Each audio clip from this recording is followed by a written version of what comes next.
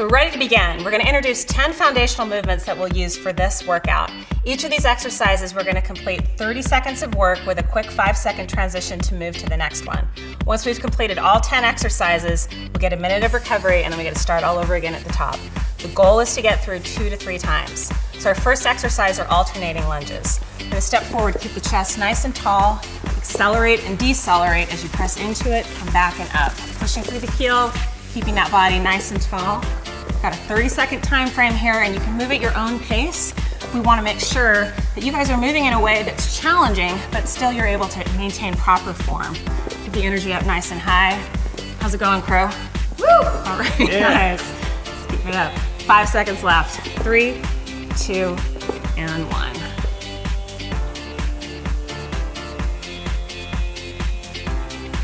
Okay, alternating knee lifts. We're gonna go ahead and pick up those knees, pull the arms down from the ceiling, keep the body tall.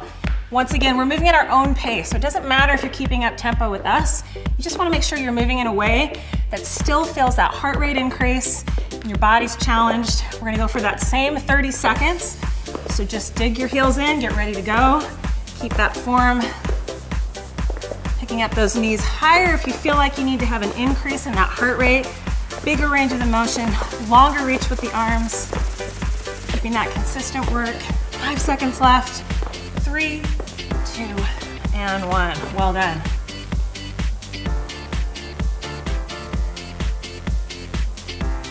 Here we go, ready for our butt kickers. This is back from the warm-up, picking up those heels, pulling them in towards your glutes. If you want to get that heart rate up higher, you can reach a little bit further with those arms. Keep the chest tall, alternate and keep the body working hard. Committed to that 30 seconds, constantly moving, making sure our form is spot on. How's it going, guys? Great. Good. Good. Keep it up. 5 seconds left, guys. Awesome. 3, 2, and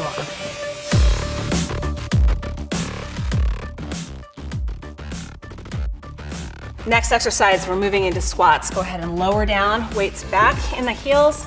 We want to keep the full foot pushed into the floor. Keep that idea of your entire foot plate pushing through the floor. So as we transition from that squat position to standing, visualize those feet going right through the floor, engaging through the core. Even how we breathe is important. That exhalation as we're coming back and up. Find your tempo, find your pace, and keep working all the way through. 30 seconds, guys. Keep it up. Great energy. 5, 4, 3, 2, and 1. Well done.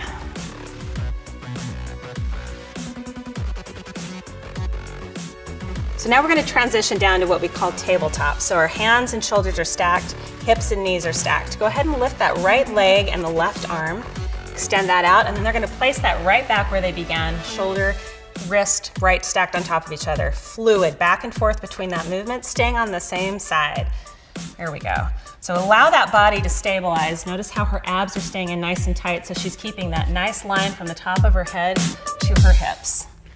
Keep it up, working on that core strength, balance, exhale on that extension. Looking good, guys. How are we feeling? Awesome. Good. Excellent. Keep it up. Move at your own pace on this. It's all about getting that core to stabilize. And our last few seconds here, finishing it up. 3, 2, and 1.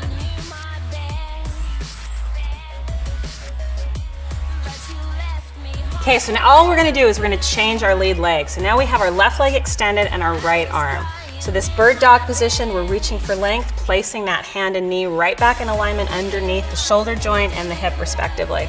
So once again, we're working every time that we come out, we're making sure that those abs are pulled in tight. Also working on keeping our hips level. So as we lift from one side, we wanna make sure we're not dropping into that side. So it's all about core engagement, balance. How are we doing, guys? Great. Nice. Great length in that spine, nice reach. Think about lifting out of the low back rather than compressing down into it. Your last 3, 2, and 1.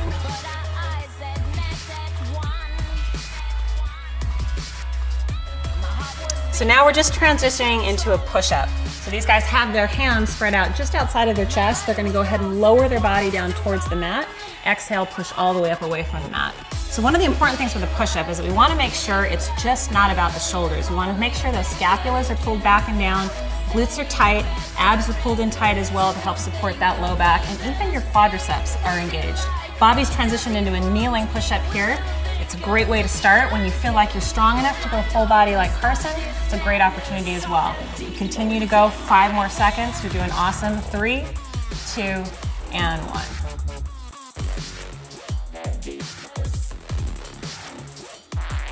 Okay, so now we're going to take into our account Superman style here. So go ahead and channel your inner superhero. We're going to lower and push those hips into the ground, lifting up, but more importantly, lifting out.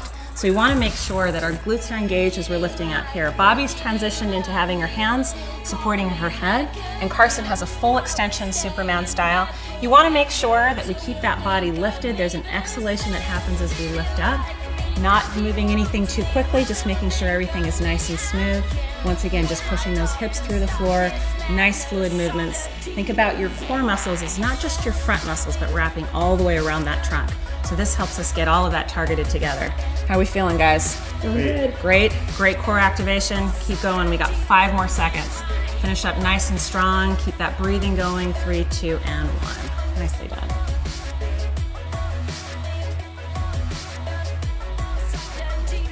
So now we've flipped over onto our backside and we're gonna get ready for reverse crunches. Knees are gonna come up to a 90-degree angle. We're gonna pull those knees in towards our chest as you exhale and then allow those knees to come back out. So notice with Bobby, she's taking her hips off the ground. She's able to do this in a controlled manner. We don't wanna have our hips lift up if we can't carefully lower them back and down. So we're training the body that as we lift and we put load on, we're exhaling and bracing those core muscles. So we're going to continue to move through this format, stopping at 90 degrees so we don't put any additional strain on the back. How are we feeling, guys? Great. Good. Cores lit up? Oh yeah. Okay, finishing up in 3, 2, and 1. Nicely done.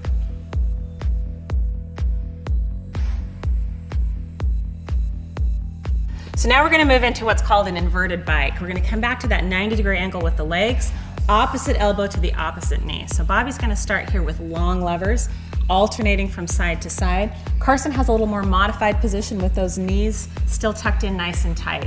If you're a longer individual, you might want to have those knees bent. It's just a little bit easier. So see where you're at. Anytime you feel a strain in the back, we've gone too far and we want to shorten those levers and bring everything back and in. So this one will light up your core. Is it working? It is. Okay, keep going. Tempo can be decided by you. Finishing up in 3, 2, and 1. Awesome. So this completes our 10 first time through of these exercises. So now we're going to take a minute to recover before we start again to complete 2 to 3 more rounds. Well done, everybody. Keep it up.